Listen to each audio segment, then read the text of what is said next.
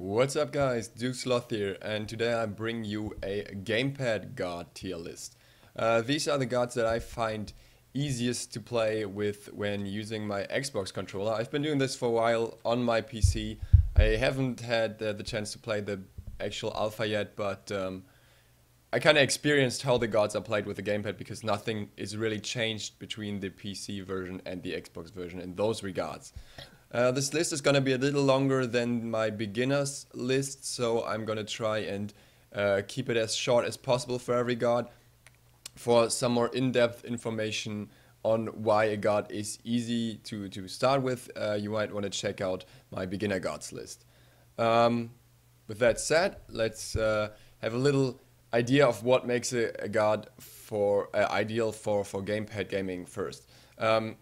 When you start playing with the gamepad, you're kind of busy figuring out how to aim your abilities forward and using them in the right way in the first place. And it's very problematic to aim abilities that you have to aim in a certain area that are not line abilities but AoE circles or something.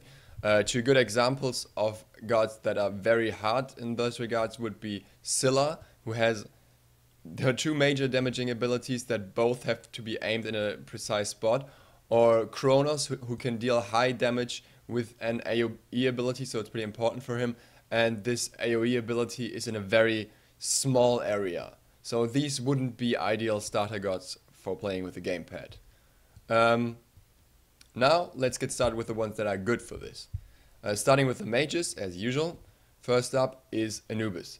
Anubis has one AoE area that AoE ability that you need to aim, but it's in a very wide area. It's not that hard to hit, and even if he doesn't hit it, he still has enough damaging abilities regardless of that.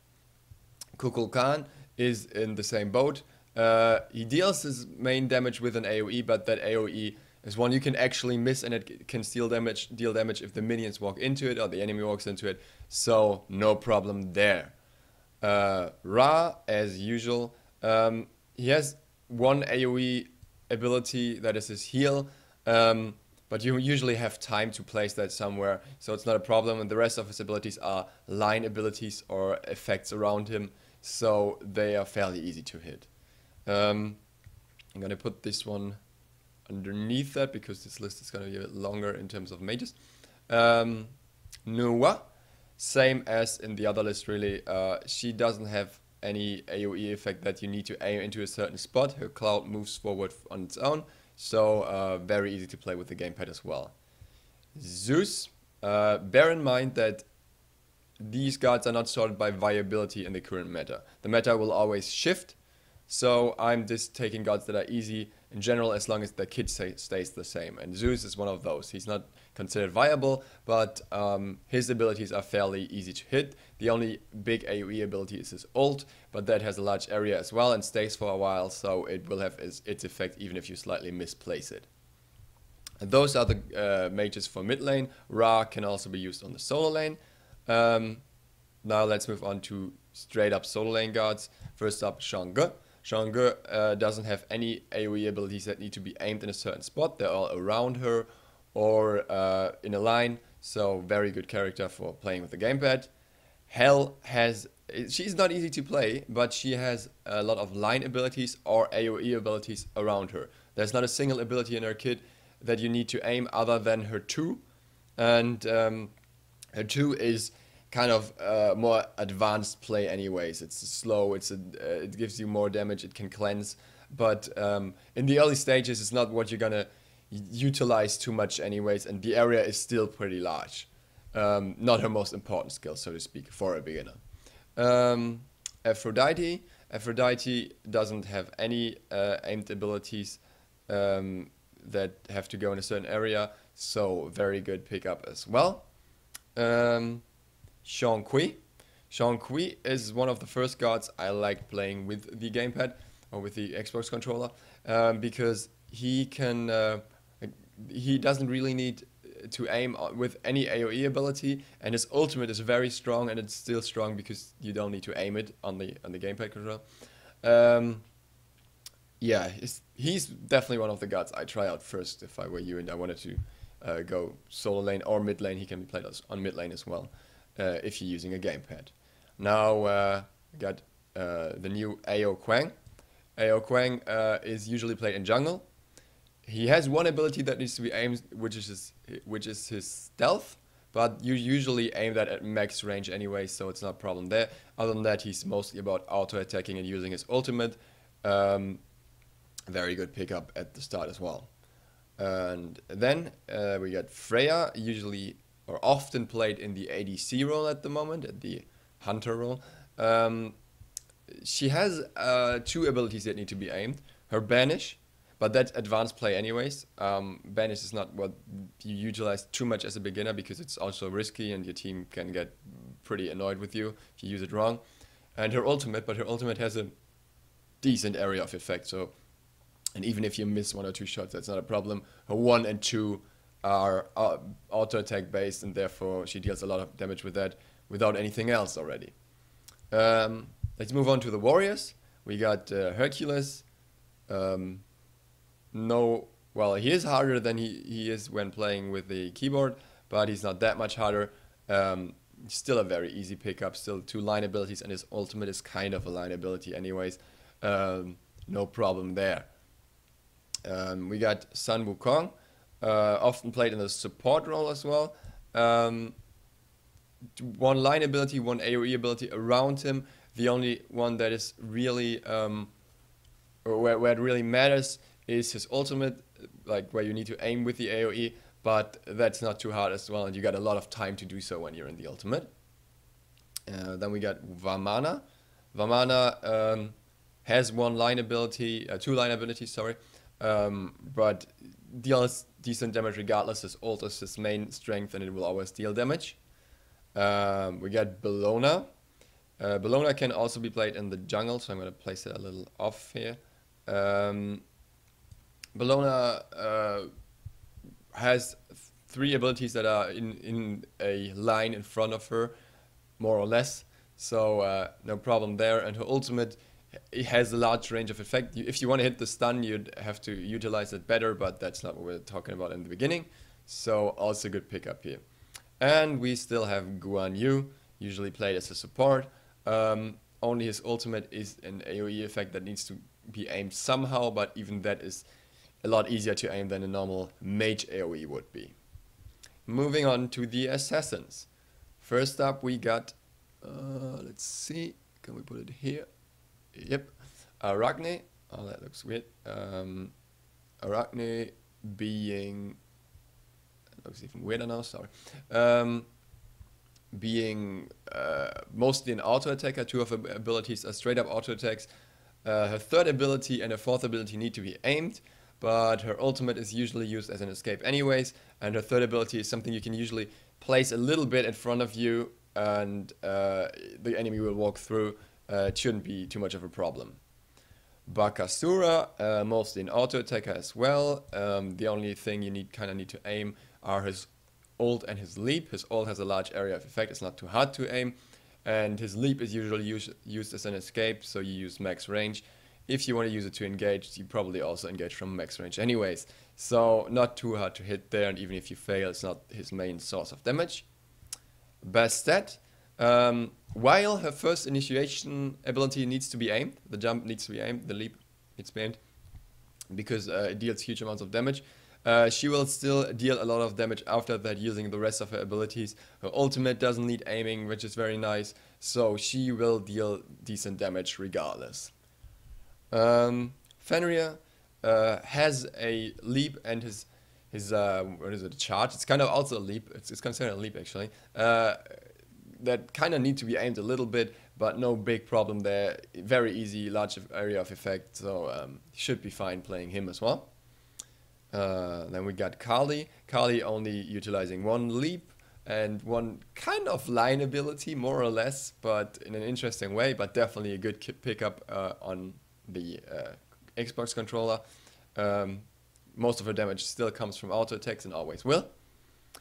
Then we got Nemesis. Nemesis abilities are very easy to aim aside of her ult. Her ult takes a little practice, but is usually, it's very forgiving. It's usually taking the enemy closest to her somehow if you're in melee range anyway, so it usually works out regardless. If you really struggle with her, you might actually want to try out instant casting. I moved away from that, but it could make it a little easier to hit her ult at least on some target. Because then you can basically spam the button, like say, you got your ult here, you're just gonna be like, okay, I'm gonna ult eventually, it's gonna work out somehow. And then we got Thanatos. Thanatos being not the easiest god because his ult is, you have to aim that, and you have to aim his 1 and, is it 2 or 3? I'm not even sure. A little bit, but still mostly in a cone line or something in front of him, so very easy to use here as well. And we have Thor. Thor's ability aside of his ult are all line or around him as well. The ult needs to be aimed in a circle area, AoE, but you have a lot of time to aim that, so it shouldn't be a problem. Moving on to the Guardians, starting with Athena. Athena, I'm going to put her somewhere here. Does that look good? Yeah? No, she doesn't want him. Okay, Athena, being your go-to tank in many situations, all of her abilities are around her or close to her. Her ult is aimed in a different way, so that should be easy as well. Definitely a good pickup with the gamepad.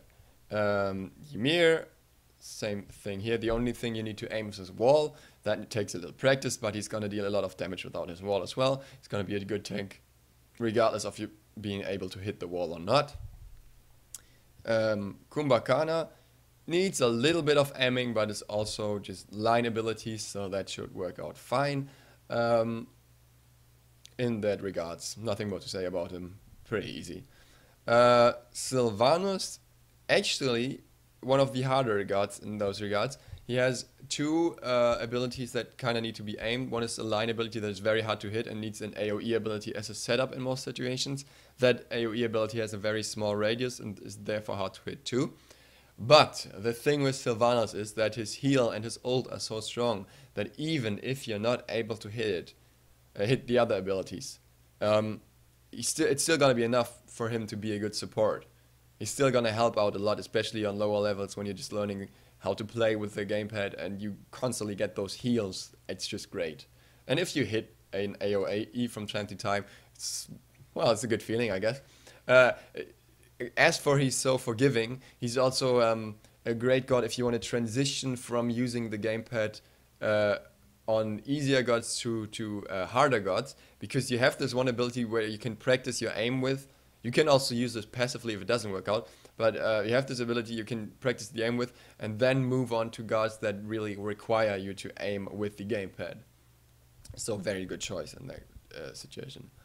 Bacchus, only aimed ability is his leap. His leap is pretty important for him, so I wasn't sure if I should include him, because it's kind of a setup for everything else. But then again, a leap usually can't go too wrong as long as you're jumping in the general direction of your enemy, so you should be fine playing him as well. And last god in the Guardian section, usually played as a solo laner, is Hades. Hades being a character that also depends on his, what is it? It's not a leap, but you know, when he digs underground and then comes back up.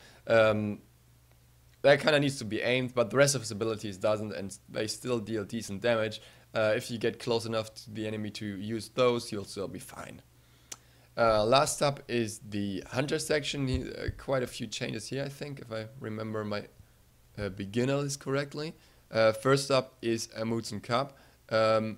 Very good as a hunter here, because he gets the steroid to his attack speed. He gets healed up while standing around, and his honey needs to be aimed, but you don't really need to rely on the honey too much, and you can kind of use it like a line ability anyways. You'll utilize it on higher levels of play, but it's also one of those guys where practicing with him doesn't set you back. It's very forgiving as well, because you're not dependent on the honey, but you can use it to practice using AoE abilities or aimed abilities, so to speak. His ult is a line aim, not the easiest one, but still a good pickup as a gamepad god. Then we got Shibalanke. Nothing special here. None of his abilities really need to be aimed in an AoE area. His dash, you kind of need to move around while using it, but that's about it really.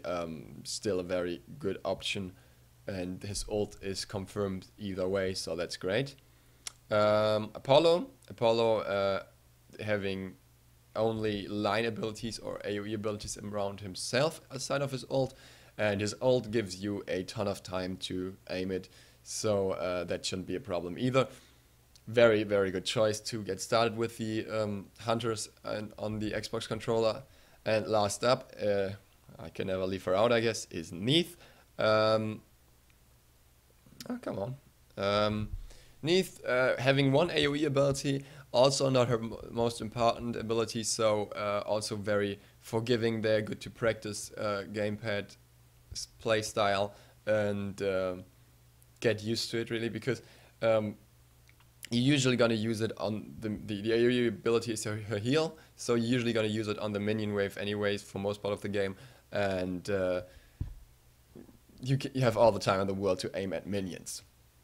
That marks the end of this episode. I hope this was helpful for some of you, and well, if you like this video, feel free to leave a like, leave a sub. If you want to know anything specific, just ask in the comments, or if you want to see another video on something here, I can definitely do that.